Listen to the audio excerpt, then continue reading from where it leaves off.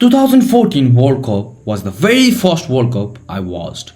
My friends, religiously watched. Those days were days, those nights. 12:30 at night to 6:30 in the morning. That is Asian time. And your brother doesn't miss a single moment. And it wasn't just me. It was the first World Cup for an entire generation. God bless those moments, holidays back then. That's so iconic. But that was also the very first World Cup which the holy trinity of football for my generation played together. At least Messi, Ronaldo and Neymar Jr. It was the very first World Cup where these three superstars played together. It was Neymar Jr. first World Cup when he was just 22 years old. At 22 years old, he was already the star of the World Cup. It was the third World Cup for Messi and Ronaldo, but for the very first time, all three of them were playing together. And that has taken us to today. Friends, that's 12 years forward from that one moment. 12 years ahead. And we're about to witness these three superstars play the World Cup for the very last time. For a majority of football fans around the world, these three, or at least one of them, have been the key factors, the key reason you started playing football, learning football and watching football. Your love for football grew through them. And the World Cup is usually one of those occasions where many new football fans join in. So there's very high chances that the first time you encounter these three players through an excellent performance or became a football fan was through a World Cup performance from one of these threes. Because these threes, once again as I said, have been the major inspiration for at least the big generation I belong to. I know for sure that when we talk about them later, but from the beginning until now, these three have given us such moments. For a start, let's go back to the 2014 World Cup. The very first time Neymar Jr. at 22 years old played for Brazil, that Neymar Jr. was crazy. My friends, he was one of the best dribbles, the most skillful player that probably I and football had ever seen. And let me tell you friends, if not for an injury, the world wouldn't have been safe from this Neymar Jr. In his very first World Cup, during the group stage, he scored 4 goals across 3 matches, scoring a brace against Croatia, scoring a brace against Cameroon. By the end of the group stage, he was undisputed contender for the Golden Ball. For the Golden Boot, he was the leading goal scorer of the tournament. He was also the highest chance creating player of that tournament at the time. It was quite obvious that if Neymar Jr. maintained this form, Brazil was one of the favorites to win World Cup. Friends, that's how crucial that one guy at the age of 22. In the rounds of 16, Brazil knocked out Chile on penalties. Neymar didn't score or assist in open play in that game, but his penalty was technically the deciding one because Chile missed and Brazil won the game. But then, just the very next match in the quarterfinals against Colombia, Neymar Jr. was substituted out because of horrible injury that kept him out of months. That was such a drastic injury. Friends, because one of the injury, there have been conspiracy theories in Brazil till today. You genuinely won't believe it. But eventually, in the semi-finals, there was the famous 7-1 to Germany, which Brazilians believe would not happen if Neymar was on the pitch. And just so you know, all this happening when he was 22 years old. At 22, a guy doesn't even have a facial proper hair in the world. But on the other hand, Cristiano Ronaldo's 2014 World Cup went even worse than this. I mean, at least in football terms, they returned alive. Cristiano, Neymar, even though he didn't return on 2 legs, that's another matter. But Ronaldo, on the other hand, had the worst World Cup of his career because Portugal was knocked out from the group stage itself. In all 3 group stage games, Ronaldo scored only 1 goal. And despite having USA and Ghana in their group, they weren't really able to make it out. Again, considered the lowest of the lows for Portugal's national team. But at least they made it better in upcoming World Cup. But setting all that aside, Lionel Messi was, we all remember, was in ultra instinct mode in 2014. Friends, in every single group stage game, Messi scored goals against Nigeria. He scored a brace and still remember 91-minute winner goal against Iran. The commentary is so embedded in my mind, friends, that I can't forget it. Give it to Messi and pray. And the moment they said that, Lionel Messi hit that shot from a top corner. What a man. What a player. After this, Lionel Messi and Argentina made it to the finals. Lionel didn't score any goals in the knockout stage. He did give an assist, if I'm not wrong, but overall Lionel Messi was still presented as the best player of the tournament because he was given the golden ball. But the final, oh my god, I used to think about GOATs because before 2022, but that was my first World Cup experience as a 10-year-old kid watching these three players. Then came 2018, which was the most surprising World Cup we have ever seen in recent years because the number of teams that unexpectedly performed well was crazy. Russia, Croatia. We know France was good, but France being that good, nobody expected that. But for these three players, starting with Neymar Jr., he was obviously in a very comfortable position group-wise, where Brazil won 2 games, drew against Switzerland. Neymar scored just 1 goal against Costa Rica, and that too in the dying minutes. But if we talk about the round of 16, that was probably Neymar Jr.'s best performance in this entire tournament. He scored against Mexico. Overall performance in the entire tournament, that was probably the best one. Next game they played against Belgium. Belgium again was one of the teams that surprisingly, with Kevin De Bruyne, Eden Hazard, they were on the top of their games during their World Cup. And Eden Hazard was just quite better. He was untouchable. So in the quarterfinals, Brazil got knocked out by the Belgium side, which was indeed a very good one. But this is like Omar Akbar Anthony.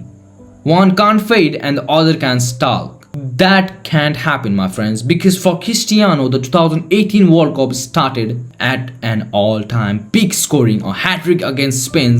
That's how Ronaldo kicked off. Oh my god. We still remember that perfect hat-trick that Ronaldo scored from a penalty, from a free kick and from outside the box as well.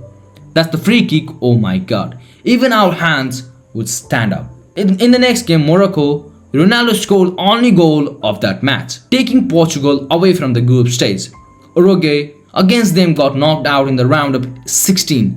Edison Cavani's crazy goal was enough to settle the game. Ronaldo did come very close to equalizing the Portugal at point, but still that just wasn't good enough. And round of 16 was where we drew the line for Cristiano Ronaldo. Lionel Messi 2018 was not great either. Friends, for him, in the very first game against Iceland, he missed a penalty against Croatia. Again, Argentina was smashed 3-0, and then the third game against Nigeria was a do or die game for Argentina. Lionel Messi scored a beautiful goal. One was an all-time goal, taking control of the ball from his thigh, bringing it down and finishing it off with his weak foot, a proper goal.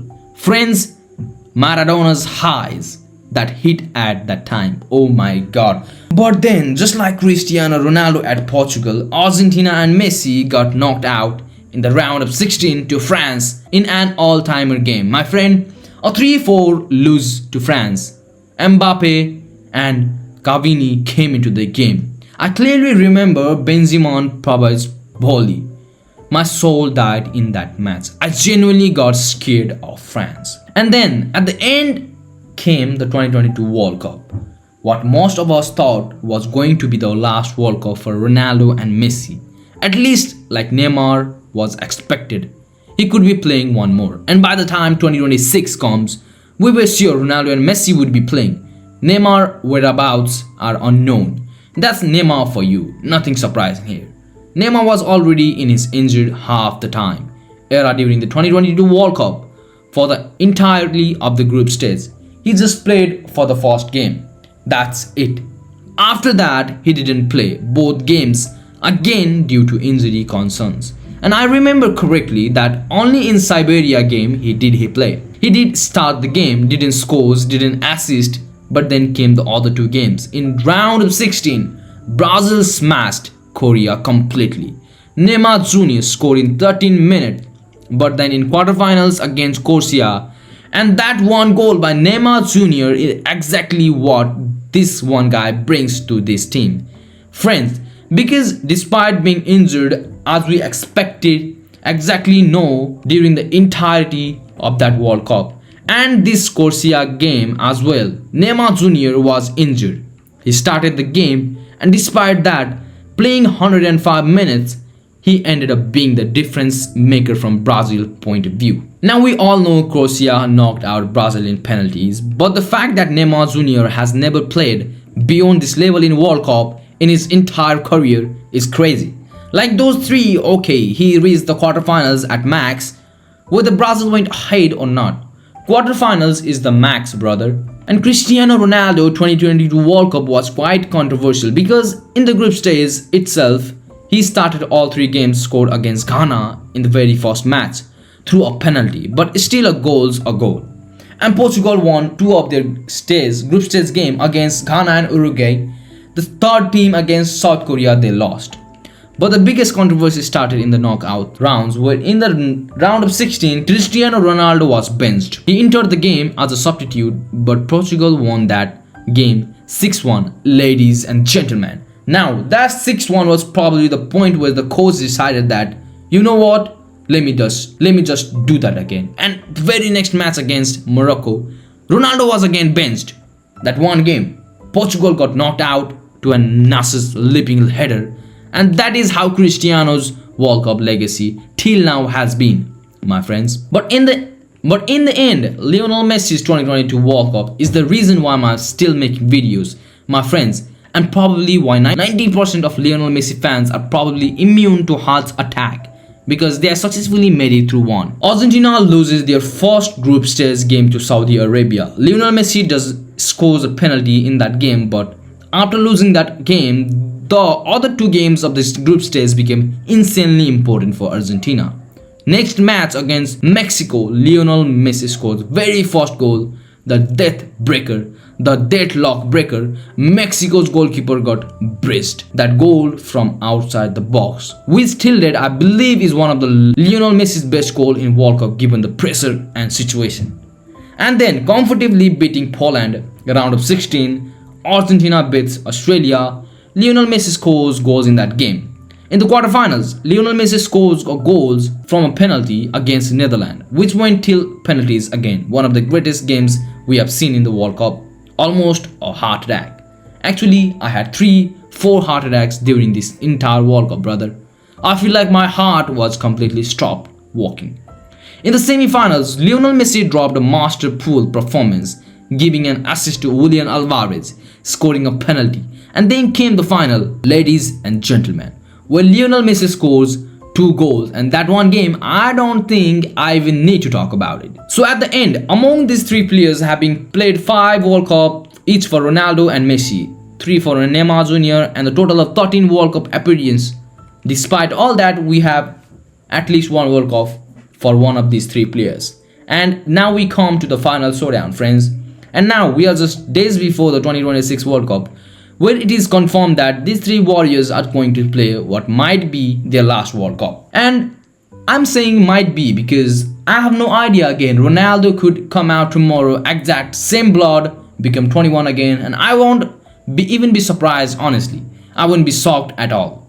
But I mean being serious, brother, I don't think any of us expected these 3 players would play 2026 World Cup. I mean Ronaldo, if not for his insane physicality, Neymar Jr.'s knees, I'm pretty sure they are fake. Like, I'm surely they are fake. Who knows what kind of fluids they're pumped in, what kind of massages they done, and how are they even moving. And Lionel Messi, I don't think he's been taking this sport seriously at this point. That's what I thought. But then I saw his MLS numbers, and they are going crazy.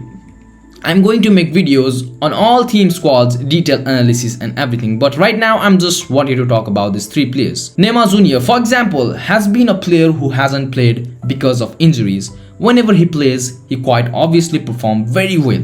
which is expected from him. Even he is playing in the Brazilian league, but as well as we know that Brazil national team has called up many players from the Brazilian league, so you can't be saying that because he's performing in Brazilian league. Therefore, we can't take him seriously. Then we can't take Messi and Ronaldo seriously either. Then this entire video of mine would be wasted. But then again, it was made quite clear by the anti as well that only reason he might not be taken in the because of his physicality is he fit or not.